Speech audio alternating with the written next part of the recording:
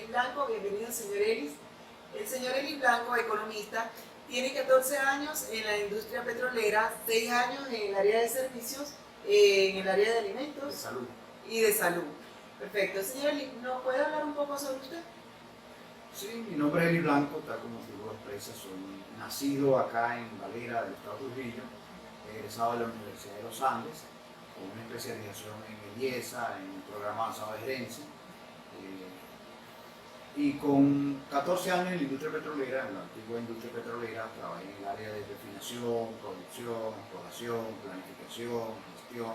Estuve en Caracas, en el centro refinado Paraguaná, en la costa oriental del lago, y tuve responsabilidades que fueron desde analista hasta gerente de gestión y planificación, que fue la última responsabilidad que asumí en esa área. La industria petrolera o el petróleo en la vida del venezolano pues tiene un peso importantísimo. Para mí ha sido una escuela interesante. Luego aquí en el estado de Trujillo tuve el honor pues, de conducir en la gerencia general al Instituto Médico Valera, una clínica privada muy reconocida. Y luego de ello pues en el sector automotriz, el sector alimentos, el sector manufacturero, servicios. Hoy en día soy un consultor, ya tengo 6 años, 8 años que me he dedicado al crecimiento personal, a fomentar y a crear herramientas útiles para el empresario, para,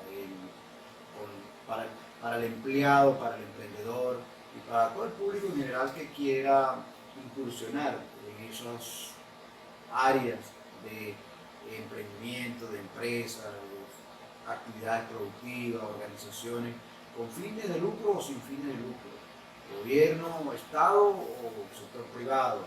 La empresa para mí es un lugar de estudio, de crecimiento, porque definitivamente que el sector empresarial en una sociedad es un pilar clave para mejorar la calidad de vida, para crear riqueza, para generar empleo, para progreso, para el progreso de una sociedad, pues las empresas son un punto clave pues, en ese conjunto de organizaciones.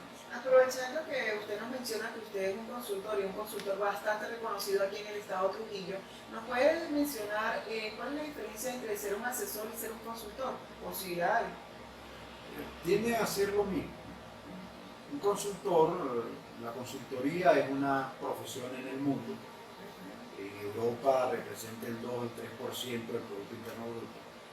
Y en el mundo hay consultoras como Deloitte o Walter, PMG, KPMG. Hay consultoras que tienen 10.000 empleados en el mundo, que tienen presencia en más de 100 países y que están en el área de auditoría, en el área de consultoría empresarial, exportación, comercio exterior. También las hay que están orientadas al crecimiento personal. Por ejemplo, Stephen Covey en Estados Unidos desarrolló los 7 hábitos de la gente altamente efectiva y esto se convirtió prácticamente, además de un bestseller, en una herramienta poderosa para la productividad. Japón ha sido la cuna de la refinería, de la calidad total, de la productividad y definitivamente que el mundo se ha visto favorecido con la intervención de los asesores, de los consultores, que vienen a cumplir unos roles de acompañamiento, de integración a la actividad productiva y de relanzamiento. Hoy en día, por ejemplo, los hay en diferentes áreas, en innovación, en tecnología, en economía verde, economía circular, en sustitución de energías fósiles o energías alternativas, la movilidad, pero también hay en la ingeniería financiera y en general en la mejora de todos los procesos que tienen que ver, pero también está en la gran empresa, pero también en la pequeña empresa. Está optimización de producción, está una buena gestión administrativa, el cumplimiento de los deberes formales, pero también está en el talento humano, en la capacitación, en el entrenamiento, en la evaluación de desempeño, en nuevas técnicas de gerencia y de liderazgo, del poder de la influencia y esas tendencias que han valorado hoy en día más el conocimiento, el talento, que los propios activos. A una empresa le quitas ese recurso humano, eso que mueve la organización y pierde valor significativamente, o son máquinas o son edificios vacíos, máquinas solas. Es el ser humano en esa interrelación con otros recursos, con otros factores de producción, los que generan riqueza y que definitivamente es donde es digamos, el foco, el área de estudio. En mi caso, el sector empresarial, y cuando hablo del sector empresarial no me refiero solamente a aquellas funciones que tienen que ver con la producción, con el empleo, sino también con el crecimiento personal, porque en la medida es un balance en el cual velamos por nuestro cuidado físico, emocional. Hoy cuando hablamos de inteligencia emocional, hay inteligencia emocional para la empresa. Entonces hablamos también de lo espiritual como aquello de que le encontremos sentido a lo que estamos haciendo, o tengamos una conexión con un ser supremo, porque no todo se resuelve en una mesa o todo está dimensionado o calculado.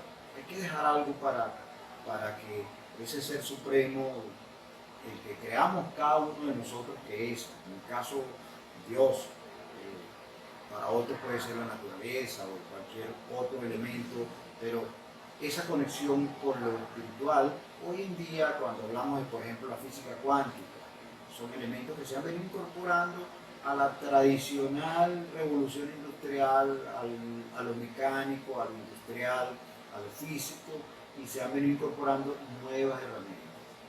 Por eso también en esa área hay un campo importante. Y luego de esta experiencia que está viviendo el mundo con la pandemia, pues inclusive se habla de una nueva normalidad. Muchas cosas van a cambiar, nunca van a volver a ser iguales. Probablemente no volvamos al trabajo como tradicionalmente veníamos. Mucho del trabajo se va a quedar en lo virtual. Hay cambios sustanciales en esas prácticas. Países que tenían, cito por ejemplo una cifra que recuerdo, Colombia tenía 144.000 trabajadores desde el hogar, hoy tiene 4 millones. Luego de que pase este fenómeno de que pronto se consiga la vacuna y volvamos a una nueva normalidad, probablemente no regresen todos.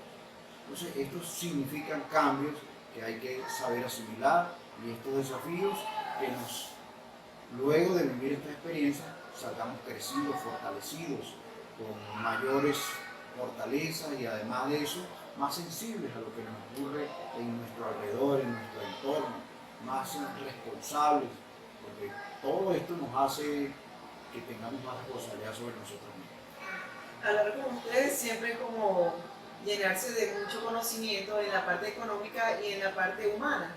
¿Qué le diría a los emprendedores que quizás ven la economía como algo de los libros, como un recurso que no necesitan, como quizás antes muchos veíamos la política? ¿Qué le diría a esos emprendedores para que se inmiscuyan en el mundo económico, desde el punto de vista del conocimiento? Bueno, en la formación, yo diría inclusive financiera y económica. Nosotros tradicionalmente nos formamos en habilidades como aprender a sumar, a restar y a leer, que nos aprendemos en la escuela. Después nos vamos a la universidad y muchos salen ingenieros, economistas, abogados, psicólogos, pero hay una formación que es transversal, y esa información que es transversal es la economía. Y para poner un solo ejemplo en esa materia, tan importante como digamos, hacer dinero es saber administrar el dinero. Son habilidades que van una de la otra. Y en la economía nos enseña, la administración nos enseña cómo asignar recursos, cómo formular un presupuesto, cómo lograr cuantificar la meta, cómo llegar a un objetivo. Y esto hay que irlo decantando, simplificando. La economía no es una ciencia para las complejidades, es una economía para lo cotidiano, para resolver para mejorar la calidad de vida, para evolucionar y tener, para dejar un legado, para transformar una sociedad, una familia, un país, una nación, el mundo. Y hay principios que están rigiendo tendencias que hablan de libertades, de la libertad de la libre iniciativa, la libertad de las empresas, la propiedad privada, el mercado como elemento que debemos conocer, qué demandan nuestros clientes, quién es justo, qué debemos poner en sus manos, a qué precio, y entender, por ejemplo, una estructura de costos para saber que no voy a perder o que no, tener criterios para ordenar las cuentas. Son informaciones fundamentales que todo emprendedor debe tener presente. ¿Cuál personaje de la historia considera usted que le marcó su manera de ver las cosas hoy en día? Yo cito a Lao Tse. Lao Tse, 2000 años antes de Cristo. Lao Tse fue un personaje que me aproximé a él por ahí hace unos 30 años. El Tao de la salud, el yin y el yang, las polaridades, no existen verdades absolutas. Todo aspecto tiene su opuesto. Y en ese equilibrio, en ese balance, pues, la humanidad pues, encontrará más tendencias de centro que radicales. Todo aquello que nos conduzca a interpretar la realidad con la mayor amplitud, pues nos ayuda. ¿Y qué libro dice usted que fue fundamental para su formación? Definitivamente en Los 7 hábitos de la gente altamente efectiva, que fue un libro de crecimiento personal de Stephen Covey, que por cierto hace unos 3-4 años falleció en un accidente de una bicicleta, ya después de 80 años todavía andaba y se cayó y tuvo una fractura y hasta ahí llegó. Pero Los 7 hábitos de la gente altamente efectiva, porque es un liderazgo basado en valores y tiene, por ejemplo, habilidades como la comunicación, como la sinergia, como afilar la sierra, como planificar, como ser proactivo frente a las cosas, versus conductas como reactivos. Entonces habla de los 7 hábitos como un programa de mejoramiento continuo, aquello de que identifica un mal hábito, sustitúyelo por un buen hábito, repítelo conscientemente tantas veces hasta que se haga inconsciente. Hay por ahí una fórmula de las 3 semanas o de los 21 días, que usted practica un hábito durante ese periodo de tiempo y se instala en sí mismo en el subconsciente. Y usted no tiene que deliberadamente volverlo a tener en cuenta, sino que ya forma parte de su crecimiento personal. Y en esa, Benjamin Franklin, que mucho antes de Stephen Covey, fue otro personaje para la historia norteamericana muy valioso, también hace mención a la importancia de los hábitos, de los buenos hábitos. Y obviamente que en este contexto, también con esa misma tendencia del Lao Tse, también me atrevería a decir que, por ejemplo, Sun Tzu, un libro de El arte de la guerra, es un libro para la gerencia, para la vida. Y obviamente también hay otras obras que uno pudiese citar. ¿Cómo ha contribuido Eric Blanco en el desarrollo de la economía en Venezuela? Bueno, a mí me ha tocado la responsabilidad de ser un actor clave, en el sentido de que el área académica ha ocupado en mi vida quizás un 15, cuando mucho un 20%. Tengo más de 30 años de ejercicio profesional y he estado eso en empresas. Hay sectores en los cuales uno aprende muchísimo. El sector financiero, tuve la oportunidad de estar en una sociedad financiera cuando la banca estaba, digamos, no era taquilla única, los servicios múltiples, y en una sociedad financiera se manejaban programas agrícolas, de vivienda, de turismo, manufacturero, y el conocer en el mundo financiero, porque ahí es muy real el desenvolvimiento. Si no tienes una garantía, no te dan el préstamo. Pero además, si tu propuesta no genera ingresos suficientes que muestren que existe capacidad de pago, pues tampoco te dan el préstamo. Te conecta de golpe con la realidad. Si no, no tienes acceso. Otra actividad que sin duda generó mucho crecimiento profesional es el estar en una corporación. Tuve la oportunidad de estar en Lagoen. Lagoen era una filial de PDVSA que venía de Creole, con una cultura anglosajona, y con manuales, sistemas de procedimiento y modelos gerenciales probados en el primer mundo.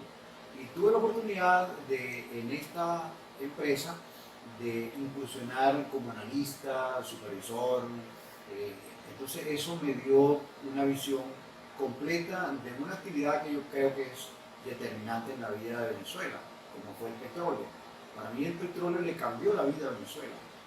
Venezuela antes de 1920 era un país eminentemente rural, analfabeta, con padecimientos de todo tipo de enfermedades, la diarrea, la tifodea, el polio, enfermedades endémicas realmente. Un país eminentemente rural. Ahí incursiona el petróleo y le cambia la vida a Venezuela. Entonces fuimos de alguna manera, me sentí parte de ese engranaje que por lo menos unos 40 o 50 años transformaron a Venezuela. Nosotros antes de 1990, en esa década del 2020, nosotros estábamos en la cola de América Latina. Teníamos el ingreso per cápita por debajo de la mitad del promedio del resto de América Latina. Y incursionó el petróleo y pronto Venezuela se sintió como la casa grande, como el país modelo, como la democracia estable, que recibimos acá a peruanos, a chilenos, argentinos, a españoles, a alemanes. Después de la Segunda Guerra Mundial todavía Venezuela vivió una época de gloria. Luego trabajar, por ejemplo, en una actividad de servicio como fue la salud, me permitió conectarme con otro aspecto de la vida humana, que es muy importante. Y bueno, yo creo que en cada uno va dejando una huella. Mal que lo diga uno, pero me he encontrado personas en diferentes escenarios que hacen mención que en el año 2014 se dio un cambio en una organización en la cual caían los ingresos petroleros, el modelo de importaciones estaba agobiando al país y era necesario reinventarse. Sustituir parte del componente importado por producción nacional, reducir las presentaciones en empaques más pequeños y conquistar los mercados de una manera diferente. Bueno, yo me siento parte y protagonista de ese proceso.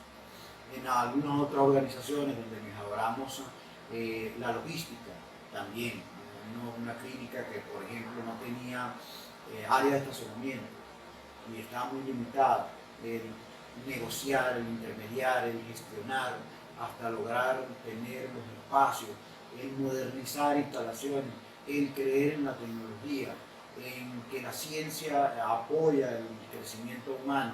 Pues, todos esos elementos me han permitido decir que hoy en día puedo decir que hay un modelo. ¿Cuál es el modelo? Un modelo de libertades, flexible, de bajos controles, sin que eso sea que se deja al garete las cosas, pero sí un modelo en el cual uno dice hay que explorar y afincarse en las fortalezas, más que pretender cambiar debilidades en fortalezas, tener un trato individualizado, personalizado con cada trabajador, con cada compañero de trabajo. Cada uno tiene sus fortalezas y sus debilidades, focalizarse y complementarse, ¿no? Hacer equipos de trabajo. Yo creo que lo que es el liderazgo, lo que es la habilidad de engranar equipos de trabajo, es un beneficio o es una fortaleza o es una habilidad que se desarrolla. Nosotros llegamos a pensar en algún momento en la universidad, en el espacio que tuvimos, que los líderes nacen. Hoy entendemos que los líderes no solamente se hacen, sino que es muy importante que los líderes tengan valores. A esta sociedad le va a hacer mucha falta no solamente quien tenga la habilidad de dirigirse a un público masivo, sino quien a su vez, volviendo a ese principio que me enseñó los 7 hábitos, que para tener una victoria pública primero tienes que tener una victoria privada, primero tienes que sentirte bien contigo mismo, ser responsable de tus actos, vivir sobre la línea. Sobre la línea es que vivamos con responsabilidad, no debajo de la línea, viviendo como víctima, echándole la culpa de todo lo que ocurre a alguien más, buscando un culpable. No, nos corresponde vivir sobre la línea, asumiendo las responsabilidades, jugando un rol protagónico. Somos agentes de cambio. Eso nos corresponde. Eso le corresponde al empresario, al emprendedor, pero también al líder político, al religioso.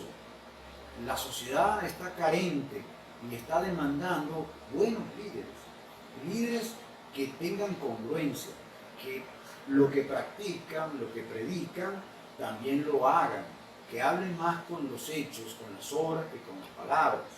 Y entonces en ese devenir a este país le esperan cosas grandísimas, muy buenas. Tenemos una posición geográfica privilegiada, tenemos hasta coltán tenemos en Venezuela, oro, petróleo, bauxita, pero además eso tierra fértil. El estado Trujillo, por ejemplo, tiene 3 pisos. Piso alto, donde se cultivan hortalizas, sale papa, zanahoria, tomate, lechuga, y cubrimos las necesidades del país en un 70%. Tenemos una zona intermedia donde tenemos por ejemplo, naranjas, tenemos patillas, y tenemos una zona comercial interesante.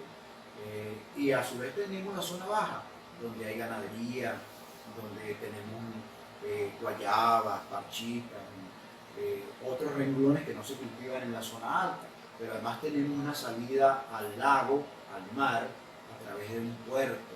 Las potencialidades que existen en Trujillo se pierden de vista. Ojalá y vengan acompañadas con políticas públicas que mejoren y rescaten toda la infraestructura vial, eléctrica. Hoy en día padecemos de muchos problemas a nivel de servicios. Hay que hacer fuertes inversiones. La actividad petrolera requerirá sin duda gigantescas inversiones, alianzas con el sector privado, requerirá el apoyo de profesionales en las diferentes áreas.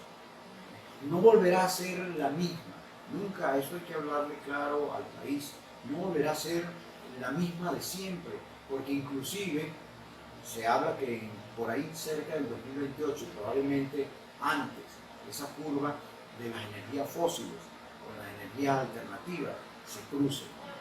La demanda está estancada, entonces hay que no solamente pensar en un recurso, sino en la diversificación, en la competitividad, que se logra ¿cómo? Haciendo las cosas bien, teniendo indicadores. Y para ello pues hay toda las ciencias administrativas, financieras, la economía tiene más de 200 años, viene evolucionando. Son herramientas que se colocan al servicio del empresario, del emprendedor, de cualquier organización. Respecto a la situación actual que está viviendo el país y el mundo, en una sola palabra, ¿usted definiría que es una amenaza o una oportunidad para los comerciantes? Yo creo que el mundo parte en cambios hacia lo positivo. No soy fatalista en esto. Esto nos va a dejar grandes lecciones y vamos a terminar siendo mejores personas. Con esa premisa, creo que el mundo lo que va a tener son oportunidades. Economista, respecto al momento histórico que está viviendo el país y el mundo, ¿usted considera que esto es para los comerciantes una oportunidad o una amenaza?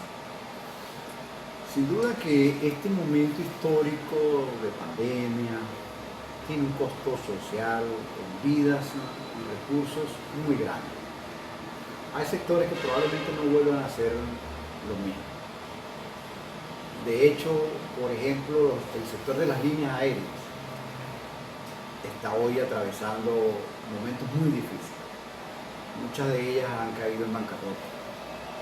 Hay paquetes de gobierno que llaman paquetes de rescate que vienen auxiliando para que el desempleo no crezca en las magnitudes que ha venido creciendo y que las empresas no cierren sus puertas.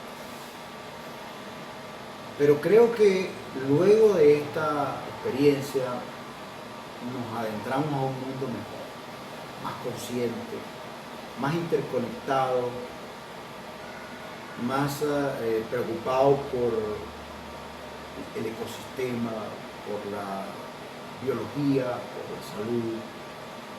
Esta experiencia sin duda nos llevará a una nueva normalidad que nos hará mejores personas, mejores seres humanos. Y en ese mundo nuevo existen nuevas oportunidades, nuevos retos, nuevos desafíos, de tal manera que durante esta temporada más vale que nos hayamos puesto a estudiar, a reflexionar, a leer, a capacitarnos, a formarnos. Yo le preguntaría, devolvería la pregunta, ¿alguno de ustedes ha hecho algún curso vía internet, virtual? ¿Cuántos libros ha leído en esta temporada?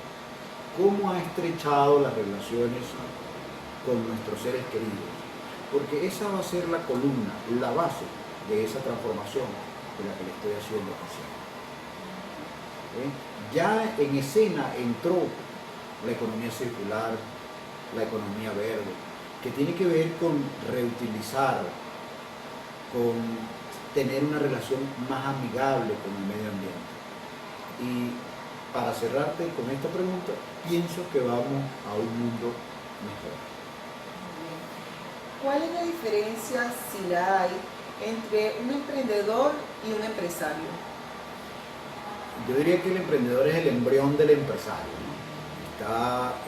Está en él los elementos que, porque el emprendedor, hay una tasa de éxito. El emprendedor está atravesando el puente entre su imaginación y la realidad, de concretar, de llevar a la práctica una idea. Eso es un emprendedor. Pero entonces, para reducir esa tasa de fracasos entre el emprendimiento y el éxito, hay que incorporar nuevos elementos. El mundo hoy en día no es el mundo que conocieron nuestros padres, que con una información básica lograban éxito en los negocios. Habían comerciantes que apenas sabían leer y escribir. Hoy en día requiere otras competencias, otras habilidades. Ya, gracias a Dios, el mundo está en una preocupación de si hay analfabetismo funcional, porque ya hemos vencido de alguna manera el analfabetismo como tal. Ya la mayoría de las personas sabemos leer y escribir. Entonces debemos ir incorporando nuevas competencias. Esas nuevas competencias tienen que ver con cómo lograr extraer lo máximo de los equipos de trabajo. Cómo poner en los anaqueles, en los mercados, en los establecimientos, productos de excelente calidad a un precio razonable. Cómo tener una relación con los recursos de una manera efectiva y eficiente. Creo que esas son las nuevas tendencias, las nuevas características del tejido social y empresarial que vendrá en los próximos años inclusive. Los emprendedores y los pequeños empresarios normalmente cuando están comenzando tienen muchas dudas respecto a muchos temas, pero ¿cómo deberían evaluar o qué perfil deberían buscar ellos en los asesores que van a tomar en consideración, que van a escuchar?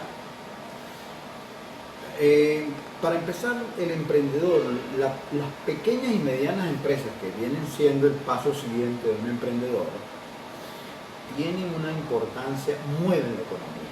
Primero tenemos que hacer conciencia de que las pequeñas empresas son las que mueven el mundo. y luego se convierten en corporaciones, pero ese número de corporaciones es muy reducido en comparación con las pequeñas y medianas empresas. Son muchas. Entonces, esas pequeñas empresas, medianas empresas, hay banca para pequeñas empresas, hay consultores para pequeñas empresas, hay plataformas y tecnología y software para pequeñas empresas. Yo diría que un emprendedor debe velar por tener un sistema, y no me refiero a un software, sino a un sistema de trabajo que le permita estandarizar, que le permita llevar a los mercados. Pero sin duda un emprendimiento tiene que ver también con elementos que son intangibles, como por ejemplo la pasión que le pongan, por ejemplo, a una idea. Debemos comprometernos con aquellos que nos mueven, que nos trasnochan, que nos saca lo mejor de nosotros. Y debemos no solamente, una vez que estemos comprometidos con toda nuestra vibra en hacer las cosas bien y conectarnos con ese mercado. El emprendimiento está en una ecuación fundamental que tiene que ver con la actitud con C, actitud con P y recursos. Esa ecuación va a conducir a mayor grado de éxito. En la medida que tengamos una buena actitud, tengamos las competencias, el saber hacer las cosas, pero además tengamos acceso. Y casi que ocurre cuando tenemos las competencias y tenemos la actitud correcta, conseguimos los recursos, que es una de las grandes debilidades que hoy en día tienen las pequeñas empresas. Hay mucha gente con muy buenas ideas, pero no tiene cómo materializarlas, no tiene los recursos para hacerlo. Bueno, empezando porque si tiene buenas ideas, está a un paso, a una actitud de materializar un sueño. Pero si el emprendedor dijera, con estas 3 características yo puedo perfilar a este asesor, o sea, ¿cuáles serían las 3 características que debería buscar en un buen asesor? Lo primero ¿O cuáles no? Simplificar. No se busquen consultores que lo fácil se lo hagan complejo. Busquen consultores que lo complejo se lo hagan fácil. Y aquí hablo del principio de Pareto, el 80-20, que el 20% de tus acciones, de tus actividades, generen el 80% de efectividad. Eso pasa por simplificar. Un consultor que no se sepa entender o que haga complejos los procesos es un consultor que genera reservas, genera dudas. Y la otra es la naturalidad. Hay que generar empatía, hay que tener rapport con ese consultor, generar confianza, de tal manera que lo que te transmite tú sientas que es genuino, que es natural, que es sincero, que es objetivo. No busquen consultores complacientes, que a todo lo que ustedes digan les diga que sí. Busquen consultores que realmente sean capaces inclusive de llegar a cuestionar tu idea, de hacer preguntas poderosas, que nos direccionen, que nos lleven por el sendero de la búsqueda constante. Esos son, de alguna manera, busquen consultores que les simplifiquen y consultores que tengan congruencia. ¿Qué le dirías a aquellas personas, a aquellos emprendedores que decidieron emigrar y están emprendiendo en otro país y no en Venezuela? ¿Qué mensaje le darías? Esas personas que se fueron del país hoy en día tienen un contexto mucho más amplio que los que nos quedamos en Venezuela. Ellos van a regresar a Venezuela porque Venezuela tendrá una fiesta gigantesca una vez que recobremos. Y cuando digo no me voy a meter en el terreno político, cuando Venezuela recobre la institucionalidad, en el programa de las Naciones Unidas para el Desarrollo, que no tiene un elemento político, habla de 4 o 5 elementos fundamentales. Uno de ellos es que cada quien se dedique a lo que sabe hacer. Otro de ellos, que existan instituciones independiente, equilibrio institucional, hasta prensa libre, hasta partidos políticos con autonomía para el ascenso al poder, pero que también existan propiedad privada, los mecanismos, los incentivos. Venezuela tiene todas esas potencialidades y muchos de los que hoy en día están fuera del país vendrán, regresarán, algunos se quedarán, porque Venezuela llegó a tener en diferentes áreas, en el área de salud, nosotros tuvimos radiólogos, cardiólogos, que estaban al tope de América Latina. Hoy en día estarán prestando sus servicios en otras latitudes y lo estarán haciendo bien y probablemente no regresen, pero muchos regresarán.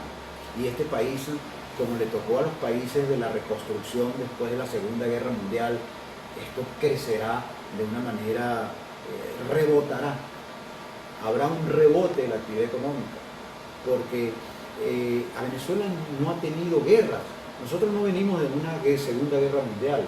Lo que hemos tenido es incapacidad, incompetencia, pero todo el capital social de este país, toda la infraestructura, toda la capacidad instalada está ahí, está a un paso. Y seguro que lograremos ensamblar y volver a ser una nación grande, poderosa, referencia, y que esta lección dura por la que estamos pasando sea un aprendizaje para siempre, para las nuevas generaciones. Y ojalá y esto no dure mucho, esta tragedia que estamos viviendo. Y digo tragedia porque, por ejemplo, jóvenes no se están educando. Y si esto se prolonga demasiado, se puede poner en peligro una generación completa. Y eso hay que evitarlo. No me refiero inclusive ahora a la parte el activo, físico, me refiero al componente humano. ¿Qué están haciendo nuestros jóvenes de 7, 8, 9, 10 años de primaria? ¿Cómo se están formando? ¿Cómo se está formando la generación que va al bachillerato? ¿Cómo están insertándose en las universidades, en los tecnológicos? Si eso dura mucho, se compromete una generación. Y ahí sí estaríamos en peligro en ese desenvolvimiento que no es más que la renovación, que las nuevas generaciones, que la generación de reemplazo, que una sociedad que evoluciona a un ritmo natural. Bueno, para Emprenca es un placer, es un lujo contar con un asesor como usted. Esperamos que esta sea la primera de muchas entrevistas, porque cada vez que usted nos menciona sobre un tema, queremos como ahondar más. Pero quisiera cerrar esta entrevista con una pregunta o con un mensaje que usted pudiese darle a todas aquellas personas, emprendedores, pequeños y medianos empresarios, que quizás muchos de ellos tienen una formación académica totalmente distinta aquí en Venezuela, los que estamos acá. Hay ingenieros, hay educadores que ya no están laborando en su ramo por situación país, por situación pandemia, y decidieron emprender. ¿Qué mensaje alentador, pero realista, le puede dar a esos emprendedores? Lo primero es que con todas estas condiciones adversas hay oportunidades de negocio en Venezuela. Si usted lleva al mercado un producto de buena calidad, si usted cuida todos los detalles, los aspectos, si tiene un buen trato con su gente, si hace equipo con sus colaboradores, si establece cadenas de suministro desde el proveedor, desde la materia prima hasta el mercado, hasta los anaqueles, si usted vela por todo ese proceso en Venezuela, estamos hablando de que hay 28 millones de habitantes. Sin duda que la disminución en el consumo de calorías o la concentración en algunos renglones de consumo se ha puesto en evidencia, pero esos renglones hay que atenderlos, hay que prestar el servicio. Eso en cuanto al contexto actual. Pero además de eso, hay que trabajar con fe, con esperanza de que esta es una gran nación y que va a tener oportunidades para todos, para que además nos ha hecho más humildes, en el sentido de cuando usted dice que se dedicó a hacer otras labores que no eran propias de su profesión, seguramente hoy vendrán crecidos, no solamente ahora profesionalmente, sino como personas. porque lograron muchos de ellos que fueron ingenieros mecánicos, por poner un ejemplo, fueron a un país, ¿no?, a prestar un servicio de restaurante y se convirtieron en un prestatario de servicio. Pues tiene una visión diferente de lo mecánico a lo humano y entiende que en Venezuela debe imperar la cultura del servicio, algo que también producto de la bonanza, de sentirnos que éramos superiores. Quizás esta es una lección de humildad que estamos viviendo, ¿eh?